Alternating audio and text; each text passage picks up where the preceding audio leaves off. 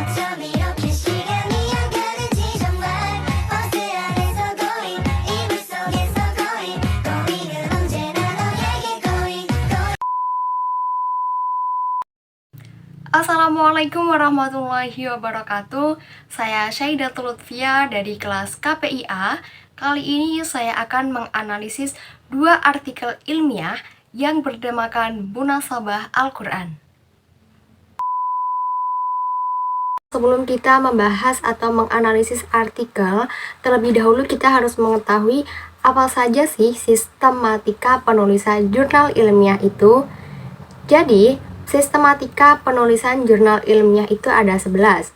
Yang pertama yakni judul, yang kedua penulis, yang ketiga korespondensi, yang keempat abstrak, yang kelima kata kunci, yang keenam pendahuluan, nomor 7 bahan dan metode, nomor 8 hasil riset, nomor 9 pembahasan, kesimpulan, dan juga daftar pustaka. Selanjutnya kita langsung aja menganalisis artikel yang pertama.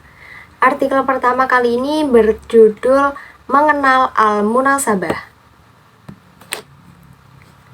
Dari judul yang dibuat oleh penulis, saya rasa judul ini sudah menggambarkan isi dari jurnal tersebut.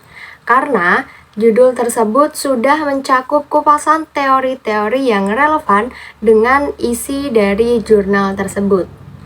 Jumlah kata yang digunakan pada judul ini yakni 2 kata. Hal ini dirasa mampu mempermudah pembaca dalam menemukan jurnal tersebut. Selanjutnya yakni penulis. Artikel jurnal ini ditulis oleh 3 orang penulis. Yang pertama Fitriani, yang kedua Faiza, dan yang ketiga Dona Soleha. Penulisan nama penulis pada jurnal ini sudah tepat karena dituliskan tanpa menggunakan gelar dan ditempatkan setelah judul jurnal. Yang ketiga yakni korespondensi. Dalam artikel jurnal ini terdapat penulisan alamat korespondensi, yakni adanya penyertaan email dari sang penulis. Terdapat pula penyertaan nama lembaga pendidikan dari penulis jurnal. Pada korespondensi jurnal ini juga terdapat EISSN. Poin selanjutnya yakni abstrak. Pada bagian abstrak artikel jurnal ini terdapat penjelasan singkat mengenai latar belakang, metode, hasil, dan juga simpulan. Abstrak pada jurnal ini terdiri dari 1 paragraf dengan 164 kata. Tidak ada kata singkatan, kutipan, tabel, dan juga gambar yang disertakan pada abstrak artikel ini.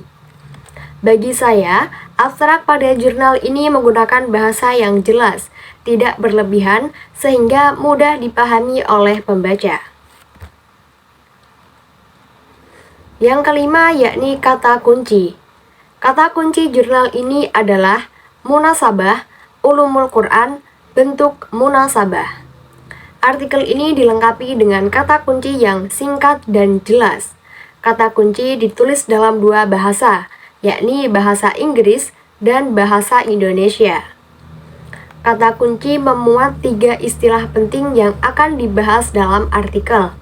2 dari kata kunci tersebut juga merupakan judul dari jurnal ini. Istilah yang digunakan pada kata kunci merujuk pada bidang pemahaman ilmu munasabah.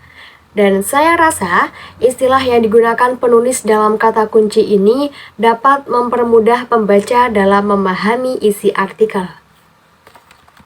Yang keenam, pendahuluan. Bagian pendahuluan jurnal ini berisi tentang paparan permasalahan dan juga ruang lingkup. Permasalahan yang dibahas yakni pentingnya memahami ilmu munasabah dalam ulumul Quran, terlebih saat ini sudah masuk era digital, di mana semua orang adiktif terhadap dunia digital. Dengan memahami ilmu munasabah Al-Quran menjadi satu langkah pembinaan dan penyebaran informasi terkait sejarah kitab suci umat Islam dengan ilmu-ilmu keislaman yang tidak akan tenggelam termakan zaman. ruang lingkup, penyebaran ilmu keislaman dengan mengenal ilmu al-munasabah. Pada bagian pendahuluan juga dipaparkan hasil kajian pustaka tentang definisi dan pengertian singkat terkait ilmu munasabah. Bagi saya, pendahuluan pada jurnal tersebut sudah baik, tetapi untuk lebih memperlengkap, bagian pendahuluan bisa ditambahkan dengan tujuan dari penelitian jurnal serta hasil yang diharapkan oleh sang penulis. Poin ketujuh yakni metodologi penelitian. Penelitian menggunakan kajian literatur untuk memperoleh data pada penelitian ini. Penulis juga menggunakan studi literatur untuk menghimpun data-data yang dibutuhkan. Data yang telah diperoleh kemudian dianalisis dengan metode analisis deskriptif. Namun, pada jurnal ini penulis tidak menyertakan poin khusus untuk pembahasan metodologi penelitian. Hanya saja dituliskan secara singkat pada bagian pendahuluan. Saya rasa penulisan metodologi atau metode penelitian lebih baik dipaparkan tersendiri dalam satu poin khusus, karena akan mempermudah pembaca dalam mengetahui dan memahami metode penelitian yang digunakan penulis.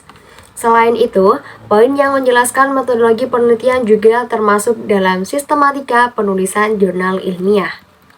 8. Hasil pembahasan. Pada artikel jurnal ini, bagian hasil dan juga pembahasan digabungkan menjadi satu. Pada bagian hasil riset, dituliskan dalam bentuk verbal dan disertakan beberapa dalil atau ayat Al-Quran yang mendukung penjelasan penulis. Pada bagian pembahasan disertakan pula implikasi hasil penelitian, serta pada bagian pembahasan tidak terdapat hasil analisis yang telah dibandingkan dengan temuan penelitian sebelumnya. 9. Kesimpulan. Kesimpulan pada jurnal ini ditulis dengan ringkas dan jelas, tidak terdapat penjelasan tentang kekurangan dan kelebihan, tidak mengandung sesuatu yang baru dalam bidang yang diteliti. Yang terakhir, yakni daftar pustaka. Pada bagian daftar pustaka sudah memuat semua publikasi yang menjadi referensi penulis. Di sini, penulis menggunakan 26 sumber sebagai referensi penulisan jurnal ini.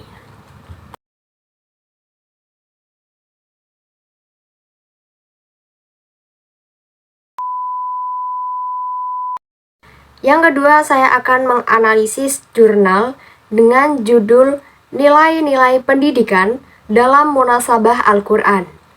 Judul yang singkat dan mudah difahami, saya rasa mampu menggambarkan isi artikel tersebut. Pada judul artikel ini terdapat 5 kata, yang mana setiap kata yang digunakan relevan dengan isi jurnal yang akan disampaikan. Selanjutnya, poin 2, penulis. Artikel jurnal ini ditulis oleh satu orang penulis yang bernama Abdul Hafiz Al-Fatoni. Penulisan nama penulis pada jurnal ini sudah tepat karena tidak mencantumkan gelar serta nama penulis ditempatkan setelah judul jurnal. Ketiga, korespondensi. Pada artikel jurnal terdapat penyertaan alamat korespondensi dari penulis yakni email penulis. Disertakan pula nama lembaga pendidikan dari penulis. Pada jurnal ini tidak terdapat ISSN. Poin keempat yakni abstrak. Pada bagian abstrak artikel jurnal ini terdapat pemaparan mengenai pengertian, latar belakang, metode, tujuan, hasil, dan juga kesimpulan. Abstrak pada jurnal ini terdiri dari satu paragraf dengan 151 kata. Tidak terdapat kalimat atau kata-kata singkatan, kutipan, serta gambar pada abstrak ini. Saya rasa abstrak pada jurnal ini cukup singkat, mudah difahami, dan mencakup poin-poin yang penting untuk disampaikan. Poin 5, kata kunci. Kata kunci dari jurnal ini adalah nilai, pendidikan, dan munasabah Al-Quran. Penulisan kata kunci pada artikel ini menggunakan bahasa yang sangat umum, sehingga tidak membingungkan pembaca. Kata kunci ditulis dalam dua bahasa, yakni bahasa Inggris dan bahasa Indonesia. Kata kunci berisikan 3 poin penting yang akan dibahas penulis dalam jurnal tersebut. Kalimat yang digunakan penulis dalam kata kunci relevan dengan jurnal tersebut. Istilah yang digunakan dalam kata kunci memuat pemahaman tentang pentingnya ilmu munasabah Al-Quran dalam pendidikan. Bagi saya, 3 istilah yang dipilih penulis sebagai kata kunci sangat simpel dan tidak berlebihan. Metode yang digunakan oleh penulis jurnal ini adalah penelitian kepustakaan atau library research. Penulis memfokuskan pada permasalahan dengan data-data yang tertulis. Penulis menggunakan metode penelitian yang bersifat analisis deskriptif. Juga metode yang digunakan untuk mengumpulkan data ialah metode dokumentasi. Menurut saya, penulisan metode pada jurnal ini sudah baik, tidak terlalu panjang, namun memuat hal-hal yang penting dan perlu untuk disampaikan. Poin 8. Hasil riset dan pembahasan. Pada artikel jurnal ini, bagian hasil dan pembahasan digabungkan menjadi satu. Pada bagian pembahasan, diberikan beberapa ayat Al-Quran untuk mendukung penjelasan dari penulis. Pada bagian pembahasan tidak terdapat hasil analisis yang telah dibandingkan dengan temuan penelitian sebelumnya yang sejenis. Poin 9. Simpulan. Penulisan kesimpulan pada jurnal ini ditulis dengan singkat, jelas, dan tidak berlebihan. Penulisan kesimpulan yang ringkas mempermudah pemahaman oleh pembaca. Tidak dituliskan tentang kelebihan dan juga kekurangan dari jurnal ini. Penulis kesimpulan hanya mengikuti pada pembahasan, tidak diberikan pemaparan dengan bahasa dari penulis sendiri. Poin 10. Daftar pustaka. Penulisan daftar pustaka sudah memuat seluruh publikasi yang dijadikan referensi oleh penulis. Dan di sini, penulis menggunakan 10 sumber sebagai referensi penulisan jurnal ilmiah ini. Oke teman-teman, terima kasih yang sudah nonton video aku kali ini. Jangan lupa like, comment, and subscribe. Thank you.